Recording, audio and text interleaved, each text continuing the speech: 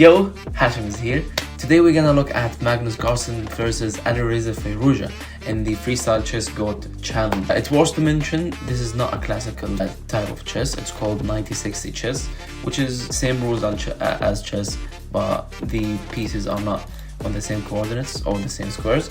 We're gonna look at the first game of the tie breaks. Previously, they played two classical matches. The first game, Alireza Firouzja won it. The second game, Magnus Carlsen bounced back and he won it back. So we go now to tie breaks. So Magnus Carlsen got the black pieces and Alireza Firouzja got the white pieces. However, we're gonna look at the game from Magnus' perspective because honestly, this is one of the most fascinating games I've ever seen for Magnus Carlsen.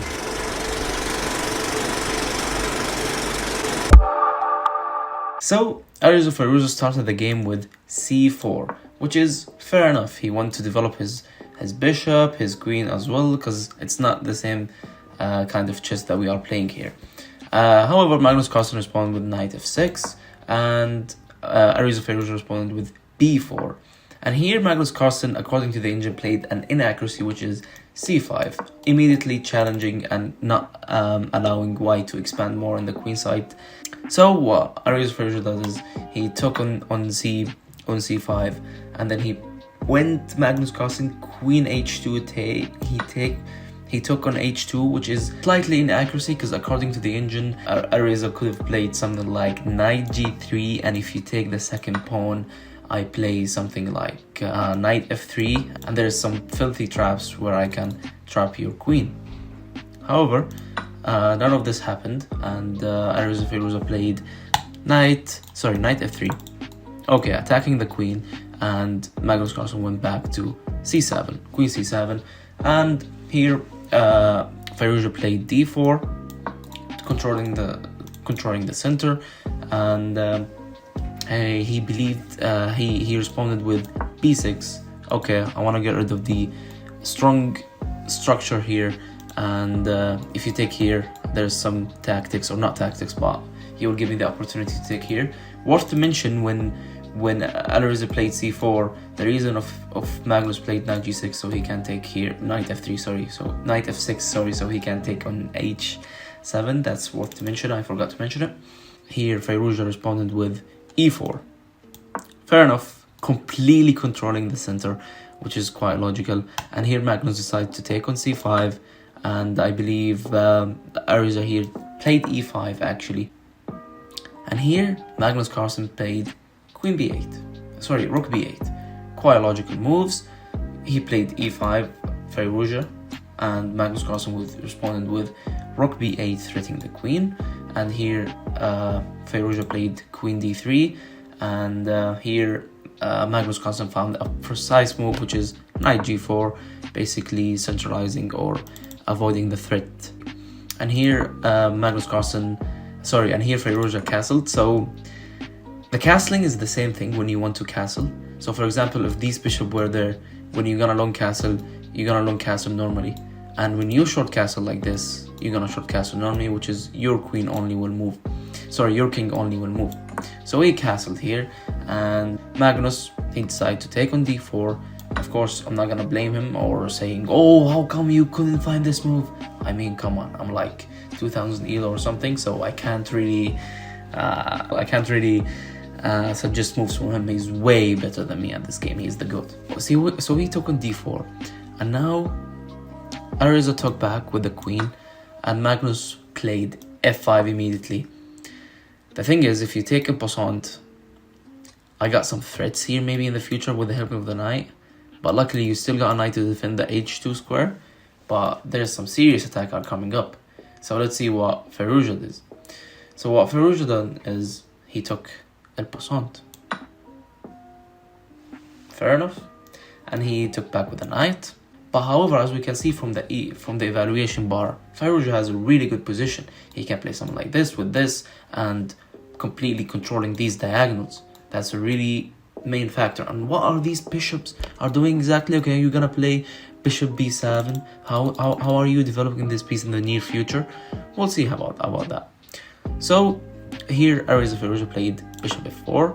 Okay, I'm threatening to take the queen and the rook, but in fact that Fairuza wanted to give his bishop pair. Magnus Carlsen apparently wasn't annoyed about this decision, or giving the rook, giving b-down on exchange for the return of not to play against the bishop pair. So he played queen b7, and he took on b8. Fairuza took on b8, and queen takes b8. And here Fairuza played bishop c2, and Magnus castled, calmly castling. This rook didn't move. This knight haven't moved yet. And this is a semi-open file with the help of the queen, like a laser beam. Maybe we're gonna play something like creating classic battery. We'll see how it goes. So here Fairuza played rook b1, which is quite logical, threatening the queen as well as controlling the file. And here Magnus played queen c7. I don't want to give you a full control of the file. However, here Fairuza played knight g3. Fair enough move. And Magnus Carlsen responded with e6. Sorry, he responded with e6. I thought about e5, but apparently there's a queen and knight holding it, even though there's a queen. But yeah. So after e6, Fairuza played knight e4. Okay, and Magnus Carlsen took.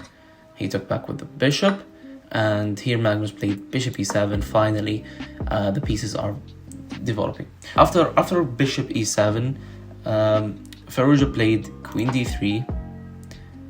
Magnus played g6, which is quite logical. Maybe I want to put my bishop in this diagonal or something. Yeah. Here Fairuza played knight d4. It's completely, there's not a main thing what I'm gonna do in this position. So everyone is trying to put their pieces in the most accurate squares. So after knight d4, Magnus played, as per usual, a6. After a6, Fairuza played knight b3, knight f7, f4, king g7, king h1, knight d6, c5, challenging here the knight here, and he played here knight takes, and he took back with the queen. So Magnus played bishop b7, beautiful bishop pair, amazing stuff over here, lads, honestly. And Fairuza, he played queen e5 check, going to an in-game, making sure to play it safe. But this is okay. This was the best move. However, I don't know, like when you play this, you will be dealing with two isolated pawns, which is not ideal, especially with the bishop pair. However, he decided to go to it because, as we can see, he got only 1 minute. That's another factor we should keep it in mind. So he took back with the f, and he played rook c8, and then rook f4, bishop d5, bishop f1. Rook b f1, bishop takes c5, rook c1, bishop e3, forking. But the thing is, I take here first, and then you take here. So it's kind of a way to simplify the position, but in a fantastic way, let's say. And yeah, rook takes c8, bishop takes f4, rook d8, targeting the pawn, and bishop takes e5, rook takes d7, king h8, and he just want to take the pawns. So I played bishop c4, protecting the pawn, rook b7, and he went back to the d5 square. Sorry, and then and then rook b4 was played by Fairuza, bishop c3, rook a4, and then e5, rook takes a6, e4, rook c1. See, Magnus Carlsen is developing the pawn while maintaining the bishop pair. Like, wow, that's just fascinating. Bishop e3, sorry, and then Fairuza here made a slight mistake. What she decided to do is to play rook d6. Yeah, Magnus took an a2, which is not a brilliant move, but a really good move. The thing is, when you take, I push, and you basically need to sacrifice. You will need to sacrifice your rook to stop the pawn. So what happens is he panicked and he took and he played this and he played this, and he promoted actually to a rook, and he took and I took back. If anyone was wondering why he didn't promote the queen, because it's forced to trade. If you don't trade, I will take back, and I will be up for rook. However, so rook takes, bishop takes. Now the main event for me starts. If you look at this position from any in-game books, 2 pawns versus 1 pawn, and this square is the opposite color of the bishop square, this is a draw. This is a draw. But is it a draw in Magnus Carlsen dictionary? We'll see about that. So knight c1, king g5, knight d3, bishop g3, slowly developing the position, slowly. I don't want to rush it. Slowly developing the position, and keep in mind, keep your eyes on the clock. It's quite on the time. It's quite crucial here. Bishop g3, king g1, king g4, king f1, bishop c7, knight f2, check. King f4, knight h3, check. King g3, knight g5, bishop d2. Give me this. Come on, I need this. Knight e4, check. Bishop f4, king f4, knight c5, bishop b6. Now I'm controlling this diagonal as soon as you move your knight, and I should be winning, or I should have a slight advantage, since the king can't come here anymore. However, knight d3 check, king g3, knight e5, g5, knight f7, g4. Okay, maybe not. Knight h6, knight c5. By the way, the reason it's a draw, because the main idea here, I will, for example, get rid of this pawn for this pawn, and I will sack my knight for this pawn. So this is a draw. However, Magnus, he's so patient. I don't know how he does that. That's Magnus magic, I can say. He's so good at this.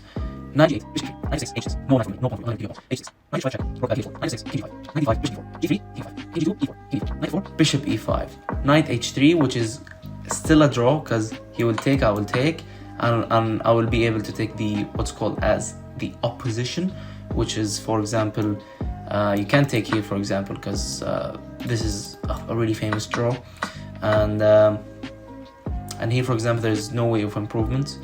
For example, you play something like this, you go back to h2, he takes here, and you go back, and this is the opposite color of this, so it should be a draw. Okay, let's go back.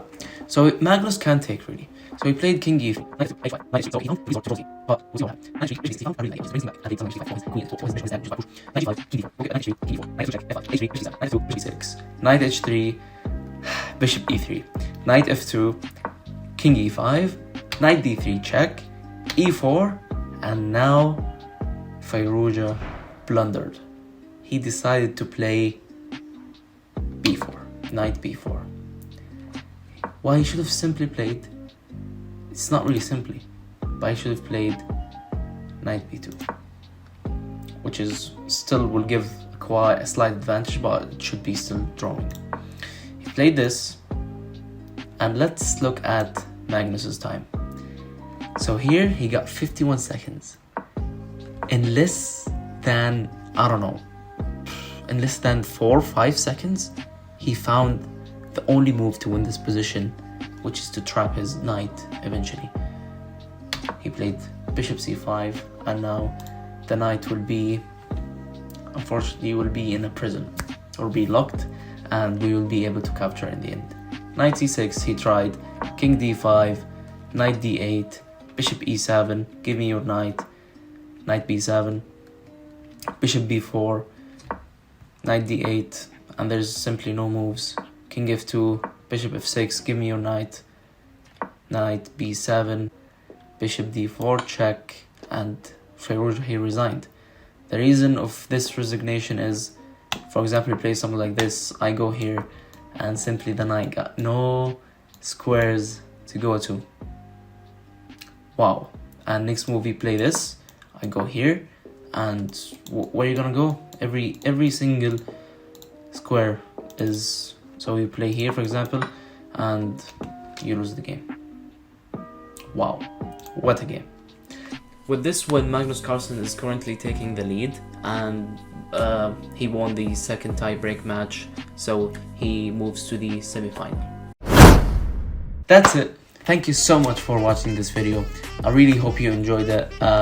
Me myself, I really enjoyed this match. It's quite interesting to see Magnus Carlsen is really good at chess. That's something, especially in like in games. But yeah, drop a like if you like the video, subscribe, and I will see you back soon. Bye bye.